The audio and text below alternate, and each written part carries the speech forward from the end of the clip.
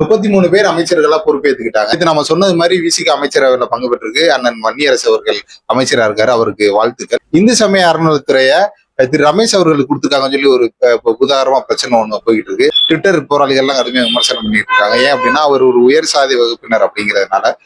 நான் என்ன நினைக்கிறேன்னா ஒரு பிராமணரா கூட இருந்துட்டு போகட்டும். வந்திருக்காரு, இப்பதான் வந்திருக்காரு, அமைச்சரவையில இடம் கொடுத்துருக்காங்க. பார்க்கலாம் அவர் என்ன பண்றாரு.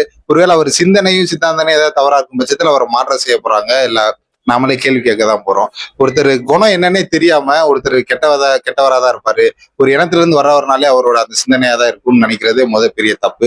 இப்ப நாம மத்தவங்களை சொல்றோம்ல, இவங்க இந்த சமூகம்னா தப்புன்னு சொல்லக்கூடாது, அந்த சமூகம்னா தப்புன்னு சொல்லக்கூடாதுன்னு.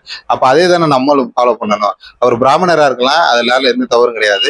அவருடைய சிந்தனை ஒரு பார்ப்பனி சிந்தனையா இருக்கு, அவர் தவறா யோசிக்கிறாரு, ஏற்றத்தாழ்வு ஒரு மனப்பான்மையில இருக்குன்னா தான் நாம அவரை கேள்வி கேட்கணுமே தவிர, ஒரு சமூகத்திலிருந்து வந்திருக்காரு அப்படின்றதுக்காகவே அவர் கெட்டவரா இருப்பாருன்னு சொல்றத விட ஒரு பெரிய கொடுமை எதுவுமே கிடையாது.